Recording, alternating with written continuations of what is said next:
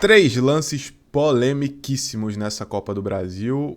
Até então, né? Até então, porque hoje tem mais três confrontos. Até quinta-feira tem jogo de Copa do Brasil para ser definido as oitavas, né? Para ver quem passa para as quartas de final. Ontem, Galo e Santos conseguiram avançar. Hoje tem Cruzeiro e Chape, Grêmio e Mirassol, Vasco e Fluminense, ou melhor, Fluminense e Vasco, Fortaleza e Palmeiras, mais quatro garantidos aí nas quartas de final, teremos ao final do dia.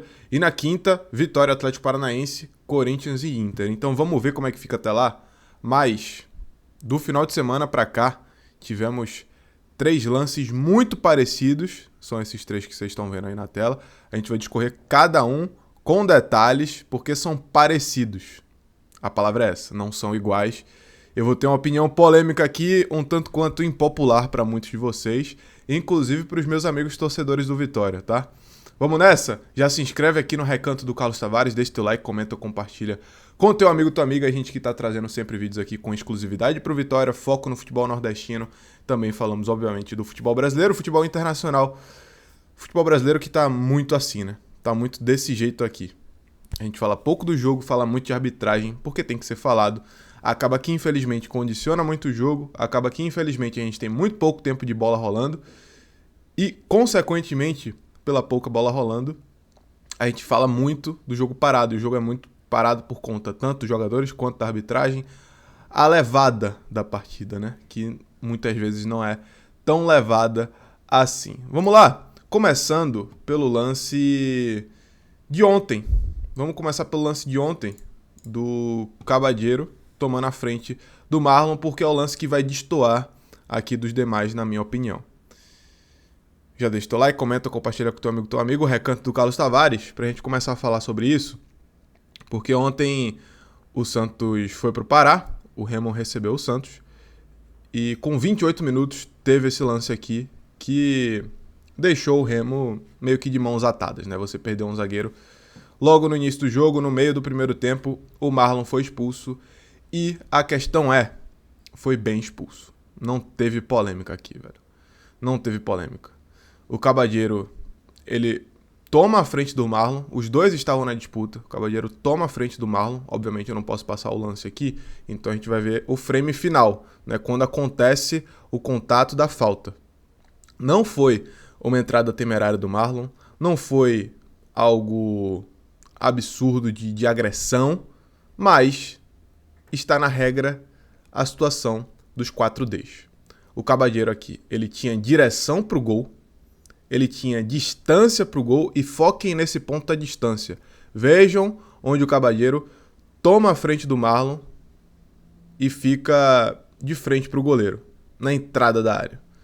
Então ele tinha direção, ele teria o domínio da bola, ele tinha o domínio aqui, só não conseguiu prosseguir justamente por conta da falta do Marlon. Então, direção, domínio, distância e defensores. Depois do Marlon, não tinham mais defensores. Depois do Marlon, a distância era curtíssima para o goleiro Marcelo Rangel. Depois do Marlon, o Cabadeiro teria o domínio da bola. E o próprio Cabadeiro estava indo em direção ao gol. Então os 4Ds estão completíssimos aqui. O que não estava completo, tanto no lance do Paulo Baia, quanto no lance do René do Vitória. E os dois por uma situação muito semelhante. A do René tem até um ponto a mais. Vamos começar pelo Paulo Baia, que tem outra questão também que diferencia do René. Os dois destoando do lance do Marlon, que tem os 4Ds completos. Aqui, o Paulo Baia, ele tinha direção pro gol, né? Será que ele tinha direção pro gol? Porque o Murilo, ele não dá nem margem pra gente ver, pra gente saber se isso ia acontecer. O Paulo Baia, ele domina a bola meio que numa situação de diagonal. Obviamente, né, no mundo ideal, ele dominaria para frente essa bola, ele conduziria para frente. Mas a partir do primeiro toque dele na bola, ele não consegue destrinchar isso. Ele não consegue dizer qual caminho ele ia tomar, mesmo sendo mais óbvio e mais lógico ele ir em direção ao gol. O Murilo não dá tempo para isso. Ele não tinha a distância para o gol. Essa linha aqui, que vocês estão vendo, esse círculo, é o círculo central. Ele está numa região intermediária do campo. A distância não existe, então os 4D já estão eliminados aí. Você tem a dúvida ainda da questão do domínio, né, da questão da direção, perdão. O domínio ele tinha e defensores não tinham mais. Então, 2 dos 4 Ds competem aqui na situação do Paulo Baia. Ele tinha domínio da bola e ele não tinha mais defensores para passar, a não ser o goleiro, que aí nessa regra não vai contar, né? Então, assim, esses 2 Ds o Paulo Baia tem. Ele não tinha a plena certeza de que ia entregar a direção e a distância. Estava muito distante do lance Paulo Baia. E o Murilo ainda tem uma outra situação, uma outra competência que dá a ele a condição do cartão amarelo, que tinha um jogador do Palmeiras muito próximo. Então, exatamente por conta dessa distância, a chance de algum conseguir recuperar era muito grande. Exatamente por isso também que a distância aqui já mata os 4 Ds para além, né, do Paulo Baia ter sofrido essa falta na intermediária. O lance do René é um pouco parecido, mas com uma condição diferente. A direção do René aqui ela já vai muito mais para a diagonal. Outra coincidência com o lance do Paulo Baia. Os dois, em questão lógica, partiriam em direção ao gol, mas não tinha direção, né? Não tinha plena convicção da direção, e a distância também. Essa linha aqui, esse círculo é o círculo central. A distância é muito grande para o gol. E mais uma vez o Atlético Paranaense aqui, como no caso do Palmeiras, tinha um defensor muito próximo. A ideia é que o René chegasse antes.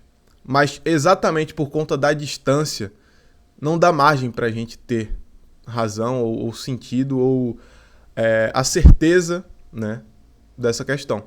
Então, assim, a distância ela acaba eliminando o cartão vermelho, tanto no caso do Atlético Paranaense contra o Vitória, quanto no caso do Palmeiras contra o Fortaleza. No lance do Remo, os 4 Ds estão completos. Eu vou trazer novamente aqui para vocês. Direção, estava de frente para o goleiro. Domínio, distância para o gol, muito próximo. E não tinham mais defensores. Os 4 Ds estão completos e sem dúvidas alguma. Não foi uma entrada temerária, não foi uma agressão do Marlon, mas dentro da regra. É simples assim. Muitos não vão gostar do que eu falei, mas é isso. Inclusive, o Cabadeiro entrando na área, enquanto o René estava na intermediária, sem total domínio da bola e sem total direcionamento da bola, apesar de ter ali algo que indicasse que ele teria os dois. E o Paulo Baia a mesma coisa. O Paulo Baia, ele tem uma distância que desconsidera o cartão vermelho, ele está na intermediária, né?